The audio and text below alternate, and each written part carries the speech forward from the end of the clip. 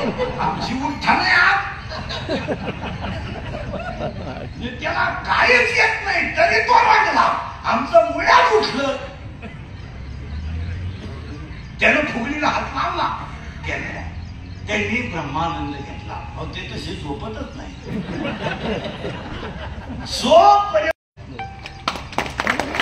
तुम्ही कपड्याला तुम्ही कधी खानदारी सगळ्यात महत्वाची गोष्ट स्वाभिमान विकला आहे. तुम्ही गाडी विकली असती ना काय विशेष नव्हतं. बंगला विकला ना जमीन विकली ना काय विशेष नव्हतं. काय विशेष नव्हतं. जमीन विकली पण तुम्ही डायरेक्ट स्वाभिमान विकला आणि स्वाभिमान विकला का वाक्य लिहून ठेवा. समाज लाचार झाला का कमी बुद्धीची माणसं श्रीमंत होतात.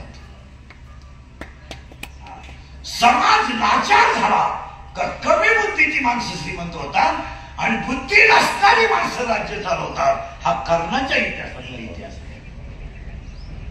कर्ण राजा झाला कोणी जुमानला नाही. कर्ण सेनापती झाला पण सेनापती झालेला कर्ण पहिला दुर्योधनाच्या पाया पडला हे ध्यानात ठेवा. आणि पडताना तो म्हणायला लागला त्याला राजा स्वतःच्या आयुष्याचं वाटोळ केलंय तू तुझ्या नगरीचं वाटोळ करू नको. तुझी 100 पोरं तुझ्या डोळ्याने खतलेली 50 शिल्लक राहिले अजून त्यांना 5 गावं दे आणि मिटून टाक. अन्यायाचा कळस होईल तर तुझं वाटोळ होईल.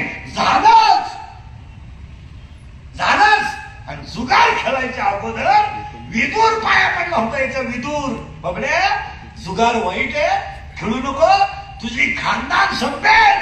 तर या पठ्ठ्यानं त्याला नगरीच्या बाहेर हुसकून दिलं. तुम्ही का पथवची तुम्ही अभ्यास करा. विदुरा इतका विद्वान कोणीच नव्हता पण सत्याच्या वाचा म्हणजे हलकटच्या यांनी विदुराला हुसकून दिलं. करायचं ते केलंच यांनी. बायको वडीत आणली विषयाचे लाडू सारले लाक्षाग्राम झालं आणि एका पतिव्रतेची यांनी छेड काढली. महाराज यादव नावाचं कुळ शिल्लक राहिलं नाही. कुळ यादव शिल्लक राहिले नाही. यादव हे ध्यानात ठेवा. आणि ते लोकांनी घालवले नाही. महाभारत फक्त 3 गोष्टीमुळे घडलं. 1 सत्तेचा लोभ. 2 शरीरातला अहंकार आणि 3 कमी बुद्धीच्या माणसाची दोस्ती. त्या फुटावून त्याच्या जर हा नादी लागला नसता शकुनी मामा काहीच सुधारलं तुम्हाला झाले. तुम्ही सुद्धा आता कीर्तन संपल्यावर घरी जाताना प्रत्येकाने आपले मित्र तपासायचे. त्याला सांगायचे तुझी माझी शेवटची भेट आपण परत गाडी तुम्हाला मी तुझ्या गाडीवर पायी नको मला ऐकलं ते मी तिकडे बसलो. मला शकुनी मामाला जर आग लावली नसती तर यांना दूध खेळायची कल्पना सुचली. सगळी कल्पना म्हणजे काही माणसं सुद्धा गावात चांगले पैसे झाले. टमाट्याचे कांद्याचे पैसे झाले. थोडा चमकायला लागला का गावातले 2-4 मध्ये असं हा बर मी कोण आहे तो आपला विषय नाही. आम्ही कसं आहेत ना काय किती लागते त्याला जमून असेल सरपंच राहिलो घातले 12.5 3च मतानं पडलं. पैसे गेले तोच मागून म्हणा आमचं गावात ना नाही तुला अक्कल नव्हते. जे उभे कराय होते ते म्हणले आपल्या गावाच्या नाहीत लागू नको याचा वच पाहिला आपण पुढच्या 5 वर्षात तुम्हाला मी आता गाण टाकली तिचं खर्च करतो.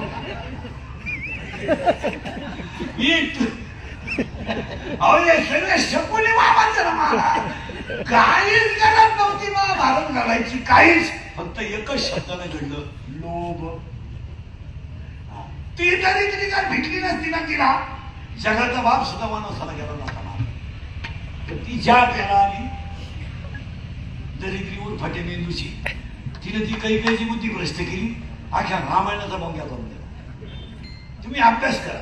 मग आपले सुद्धा पा आपल्या घरांच्या वाटोळा शेजारच्याच करतात. सगळ्यात नालायक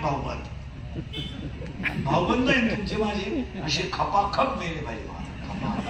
हे सुद्धा राहिलं नाही पाहिजे की नाही. जिवंतपणी नीट जगून देते नाही, मेले त्यांच्याशिवाय जाता येत नाही. खांदा मग जुनी लोक घरचेच 5 पोरं का होऊन द्यायचे. नको कोणा राम राम आपली स्टोरी उजळली पण भावबंद बरं. भावबंद इतकी हलकट आहे. म्हातारा मेलाय ना आपला, मेलाय ना आता वडील गेले आपले. ते काय करतात, पहिल्या दिवशी म्हातारा मेला ना, चालून आले का 2 भाकरी घेऊन येतात आणि एवढं पिठलं आणि एकच लोणच्याची खाप आणि 10 दिवस आपल्या घरी जेव्हा येतात. अरे आपला म्हातारा मेलाय, तुम्हाला काही लाज बीज काही आहे? 1.5 पोत बाजरी गेली आणि म्हातारा गेला. तुम्ही आम्ही का भागवत का थवास होते का आणि येळभर त्यांचे कांदे लावी त्यात जेवण काय उरकलं नाही. पण आवरून घ्या लोक तात्काळे. थोडा भात घाला, तू तर उद्या बोंबील भात असेल. इतकी सुंदर मूवी आहे महाराज, इतकी सुंदर मूवी, इतकी सुंदर आहे. त्याला इतकी सुंदर मूवी. गाय सुटली, गाय गणवराने म्हणून केली. गाय सुटली आणि गेली घासात. 10 गुंठी राग होतो.